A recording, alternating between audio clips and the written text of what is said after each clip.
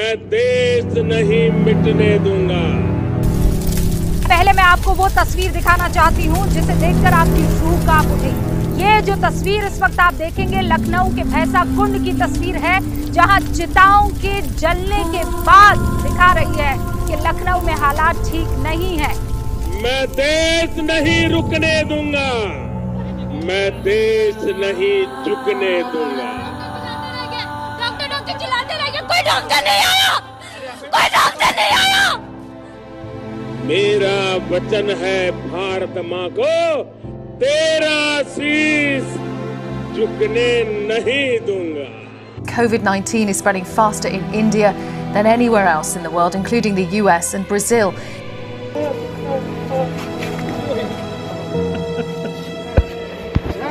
आराम से बात की, बाय किया, सब किया, और उसके बाद सुबह को 3:30 बजे है ही नहीं इंसान। ऐसा होता है क्या कभी? हर भारतवासी जीतेगा, सौगंध मुझे इस मिट्टी की, मैं देश नहीं मिटने दूंगा। जिंदगी में हम लोगों ने इतनी भयावह स्थिति नहीं देखी थी। आज जो है डेड बॉडी गिनते गिनते हम लोग थक गए, समझिए वो स्थितियां है। आज के इस महत्वपूर्ण दिवस पर फिर एक बार ये प्रधान सेवक नमन करता है। जब मैं शूट कर रहा था तो एक भाई बहन आए वहाँ से, उनकी मदर एक्सपायर हो चुकी थी। तो बच्ची कहने लगी कि अंकल मेरी माँ जा रही है ऊपर भगवान के पास, उसका फ़ोटो खींच लो आप।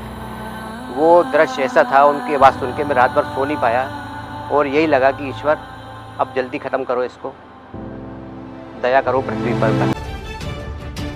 माता कालरात्रि को नमन करते हुए, अर्थात सप्तक 7वें नवरात्र की शुभकामनाएं देते। नमस्कार इंडिया, भारत। आपको मालूम है हालात दुखद है, कोई खुश नसीबी वाले हालात नहीं है। उस राष्ट्र के अंदर जहां किसी व्यक्ति की मृत्यु के पश्चात हमें टोकन लेकर लाइन में लगना पड़े अंतिम क्रिया के लिए, मुखाग्नि के लिए, जहां पर अंतिम क्रिया के लिए 14-14, 15-15 घंटे इंतजार करना पड़े, जहां पर शमशान घाट में जगह ना हो और अंतिम क्रिया सड़कों पर आकर करनी पड़े, इससे बड़ी दुखद स्थिति क्या होगी।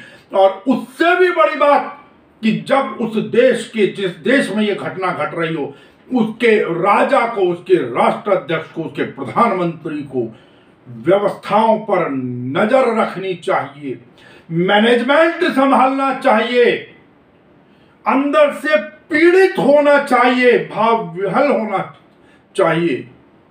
लेकिन मेरे देश का राजा बजाय वहां पर कोई मैनेजमेंट देखे, कुछ और व्यवस्थाओं को जुटाए, जो व्यवस्थाएं पूरी तरह बिगड़ चुकी हैं, लेकिन वो आंदोलित, वो प्रफुल्लित हो रहा हो बड़ी बड़ी रैलियों के अंदर जाकर, इससे बड़ी दुखद बात क्या हो सकती है। मैं नहीं समझता कि इससे बड़ी कोई किसी भी राष्ट्र के लिए। लेकिन मेरे देश का राजा, मेरे देश के मंत्री, सब के सब चुनावी रैलियों में व्यस्त है। और मैं कहूं कि और ज्यादा कोरोना फैलाने के लिए लोगों को आमंत्रित करने में व्यस्त हैं। ये बात गलत लग सकती है, लेकिन वास्तविकता है। जब आप कहीं रैलियों के अंदर जा रहे हैं, बजाय इसके कि जहां इतने मौतों का अंबार लगा हुआ है, बजाय वहां जाकर जनता को सांत्वना देने के, बजाय वहां जाकर टीकाकरण बढ़ाने के, बजाय वहां जाकर और ज्यादा सुरक्षा के उपाय खोजने के, आप रैलियां कर रहे हैं। और रैलियों में जब लाखों की लोग, जो आपको आनंदित भी तो होना है ना, तो वहां जो लाखों लोग आ रहे हैं जिनके अंदर कोई सोशल डिस्टेंस नहीं है, जिनमें से ज्यादातर लोग बिना मास्क के आ रहे हैं, तो आप क्या कर रहे हैं? ज्वालामुखी तैयार कर रहे हैं कोरोना के लिए। आप एक ज्वालामुखी विस्फोट करने का प्रयास है आप लोगों का। क्या कहें ऐसे के अंदर? हाँ, आप जब वैक्सीनेशन होता है, तो वैक्सीनेशन का जो सर्टिफिकेट मिलता है उसमें आप अपनी तस्वीर जरूर छापते हैं। तस्वीर छापना नहीं भूलते मेरे देश के राजा साहब, मेरे देश के प्रधानमंत्री जी। लेकिन प्रधानमंत्री जी सिर्फ एक बात बताएं कि वहां तो चलिए आप कोविड के इंजेक्शन पे या वैक्सीनेशन के समय पे आप अपनी तस्वीर छपवा रहे हैं उन सर्टिफिकेट्स के ऊपर, लेकिन जिन लोगों की मौत हो रही है उनके डेथ सर्टिफिकेट के ऊपर भी क्या आपकी तस्वीर नहीं होनी चाहिए? पूछता है नमस्कार इंडिया। ये मन जब रोता है, जब दुखी होता है, ये वो पीड़ा है हमारी। हम आपकी तरह बाहें फैलाकर नहीं कह रहे कि देखिए ऐसा आनंद, मीठी शिकायत या कड़वी शिकायत। हम प्रफुल्लित नहीं हो रहे हैं इस समय। खैर, और जहां तक वैक्सीनेशन की स्थिति, आपको पता है सरकारी आंकड़ा है ये कि साहब पिछले 13 दिन में 38% वैक्सीनेशन घटा है। और कर लीजिएगा, तेलंगाना में तो हो ही नहीं रहा है थोड़ा सा। और जिस समय पे जब डिजास्टर मैनेजमेंट एक्ट है, जहां पर सारा संचालन जो है वो केंद्र के पास होता है, हम राज्यों पर आरोप लगाने में लगे हुए हैं। अब अगर दूसरी तरफ देखा जाए, यहां पर आप आ जाइए, तो बिहार के अंदर जिसकी आबादी 13 करोड़ है, वहां पर 56 लाख लोगों को अभी तक वैक्सीनेट किया गया। ठीक है साहब। महाराष्ट्र जिसकी आबादी 12 करोड़ है, वहां पर 1.22 करोड़ अर्थात 1 करोड़ 22 लाख लोगों को वैक्सीनेटेड किया गया। उत्तर प्रदेश जिसकी आबादी लगभग 22 करोड़ है, वहां 1 करोड़ लोगों को कोविड की दवा, उसका जो वैक्सीनेशन है वो दिया जा चुका है। अब दिक्कत क्या थी इसके अंदर? जो पूर्व प्रधानमंत्री मनमोहन सिंह जी, जिनकी हमने कल भी चर्चा की थी, उन्होंने सिर्फ ये सलाह दे दी, 5 सुझाव दे दिए। वो इस देश के अर्थशास्त्री हैं महाराज, वो रिजर्व बैंक के गवर्नर रहे हुए हैं। उनकी शिक्षा के संदर्भ में सोचना भी गुनाह है। अगर उन्होंने कोई सलाह दे दी, अगर उन्होंने ये कह दिया कि नंबर ऑफ इंजेक्शन या वैक्सीनेशन की जगह हमें यह गौर करना पड़ेगा, मतलब वैक्सीनेशन बढ़ाने के साथ साथ हमें यह गौर करना पड़ेगा कि भाई हमने आबादी के कितने प्रतिशत लोगों को वैक्सीनेट किया, अर्थात कोविड का इंजेक्शन लगाया, तो उस पर आप बफर गए। और तो और देखिए, उछलने की बहुत जल्दी रहती है। हर्षवर्धन साहब जो कि स्वास्थ्य मंत्री, उन्होंने तुरंत पत्र लिखा उनको, और उनकी भाषा, वो एक पूर्व प्रधानमंत्री ने, आप किस प्रकार की भाषा का उपयोग करते हैं उनके। कल पूर्व प्रधानमंत्री डॉक्टर मनमोहन सिंह जी ने बहुत ही परिपक्व, एक बहुत ही स्टेट्समैन लाइक, एक बहुत ही अच्छे सुझाव, 5 अच्छे सुझाव प्रधानमंत्री मोदी जी को भेजे कोऑपरेशन के माध्यम से, कि कोऑपरेटिव होना चाहिए और हम लोग सब लोग साथ में मिलकर इस लड़ाई को लड़ें। उसका जो जवाब डॉक्टर हर्षवर्धन की ओर से आया, पहले तो उनको जवाब देने का कोई मतलब नहीं है, लेटर प्रधानमंत्री को लिखा गया था, उन्होंने एक जवाब भेजा है। और मुझे कहते हुए दुख होता है कि डॉक्टर हर्षवर्धन जी का ये जो 3 पन्ने का पत्र है, ये शायद भारत की राजनीति में एक नए ओछेपन का प्रतीक है। इतनी विभत्स इसकी भाषा है, इतने गंदे तरीके से ये लिखा गया है।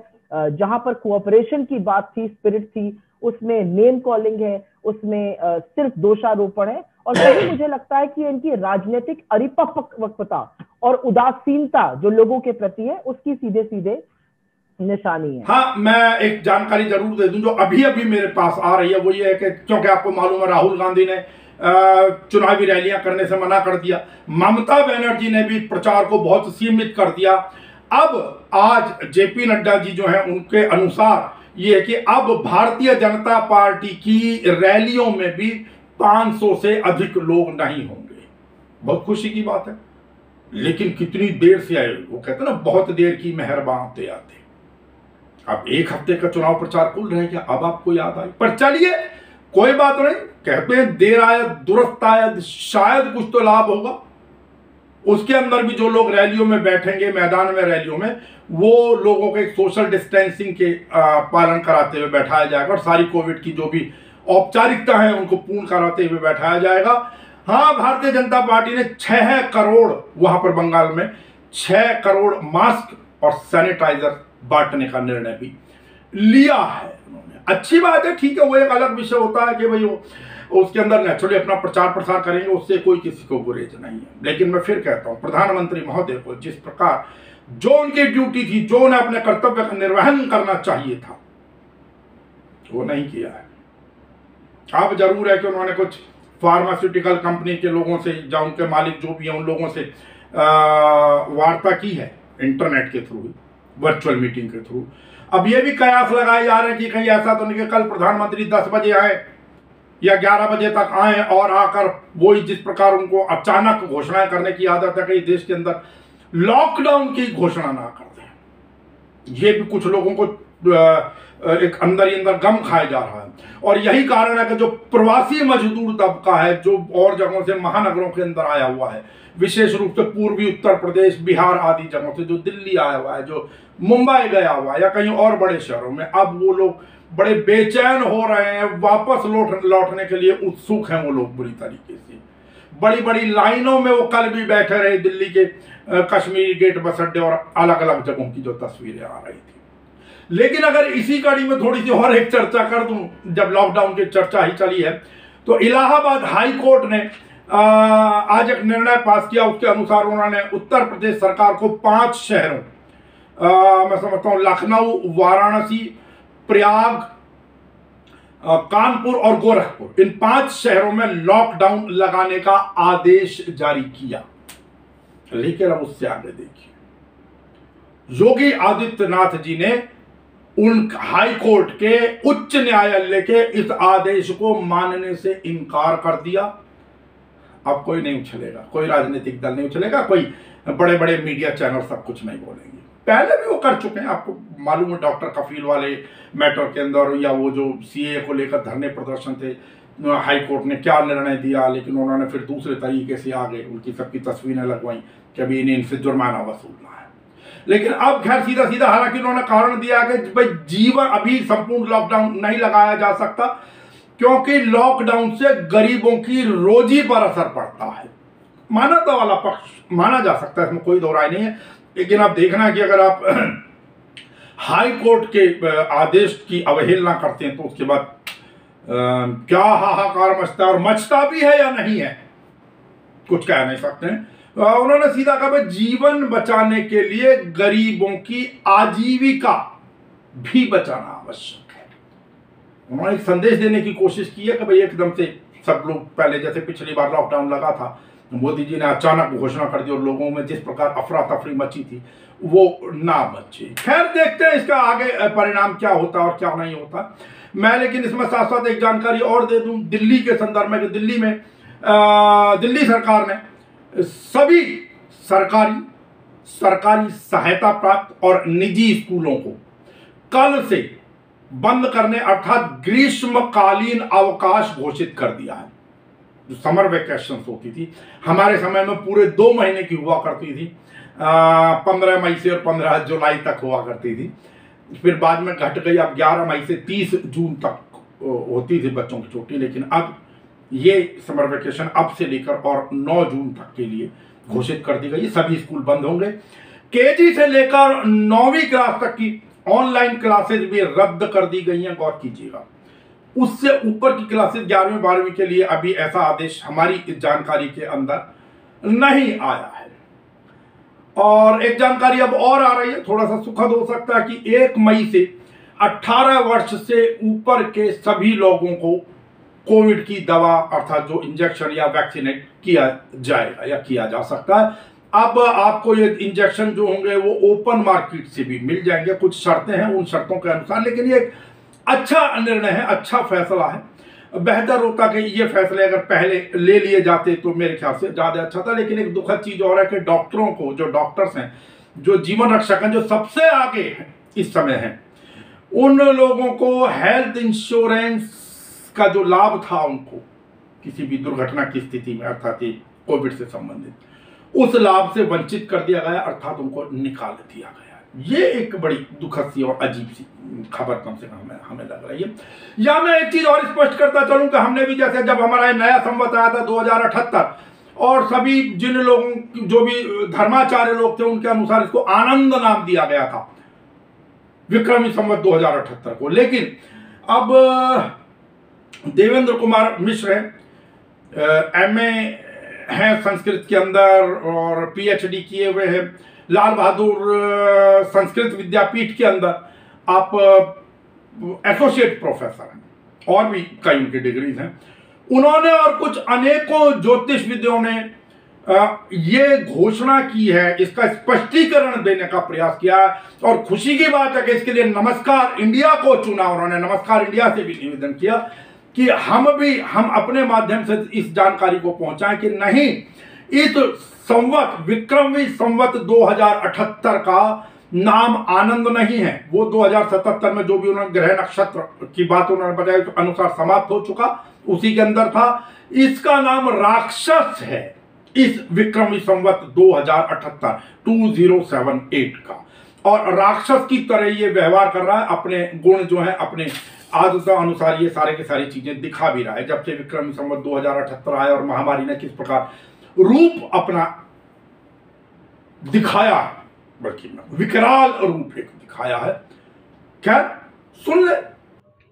विक्रम संवत 2078 के शास्त्रीय नाम के संबंध में अखिल भारतीय ब्राह्मण महासभा के अध्यक्ष द्विजातियों में लोकख्यात के अनुरोध पर शास्त्रीय पक्ष को उपस्थापित करने का मैं किंचित प्रयास कर रहा हूं। मित्रों, राक्षस नामक नव संवत्सर विक्रम संवत 2078 में चल रहा है।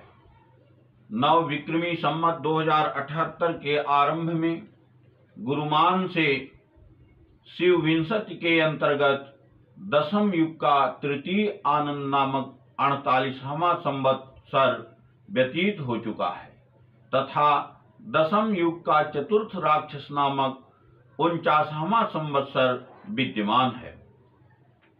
प्रचलित शास्त्र परंपरा के अनुसार संवत के आरंभ में विद्यमान राक्षस संवत्सर को ही विक्रमी संवतारंभ में संवतांत तक धार्मिक अनुष्ठान, जप, पाठ, दान, संकल्प कार्यों के आरंभ में इसी नाम का प्रयोग किया जाएगा। अर्थात राक्षस नामक संवत्सर का प्रयोग वर्ष पर्यंत होगा। सज्जनों, राक्षस संवत्सर का फल शास्त्रों में बताया गया है। इस संबंध में अकारण करुणा वरुणालय, अखंड चंद्र खंडधारी, मुंडमाल भूषित देवाधिदेव आशुतोष भूतनाथ भगवान शिव ने भगवती पराम्बा जगदम्बा श्री गौरी जी से कहते हैं, नश्यन्ति सर्व सस्यानि रोगार्तिश्च महर्घता प्रजानाशो भयं घोरं राक्षसे गौरी पीडनम। हे भगवती, राक्षस नाम संवत्सर में हर तरफ भय पीड़ा का वातावरण रहेगा। प्राकृतिक प्रकोपों से, विभिन्न रोगों और महामारी से लोग कष्ट में रहेंगे। जनमानस भयाक्रांत रहेगा। समाज में कलह का वातावरण होगा। लोग विह्वल विकल होकर अपने अपने इष्ट को पुकारेंगे। सज्जनों, ज्योतिष प्रत्यक्ष शास्त्र है। अप्रत्यक्षाणि शास्त्राणि विवादास्तेषु केवलम् प्रत्यक्षं ज्योतिषं शास्त्रं चंद्रार्कौ यत्र साक्षिणौ। ज्योतिष शास्त्र की इस सूक्ति के अनुसार इस शास्त्र में दृक् सिद्ध गणित को प्रामाणिक माना जाता है। सिद्धांत के अनुसार यदि गुरु अतिचारवश दूसरी राशि में जाता है तथा वहां पहुंचकर वक्री होकर पहली राशि में अतिचार अंशों को नहीं भोगता तो उस वर्ष को लुप्त वर्ष के नाम से जाना जाता है। गत वर्ष बृहस्पति ने अतिचारवश 3 राशियों को स्पर्श किया था। एतदर्थ विक्रम संवत 2077 में ही आनंद नामक संवत्सर लुप्त माना जाएगा।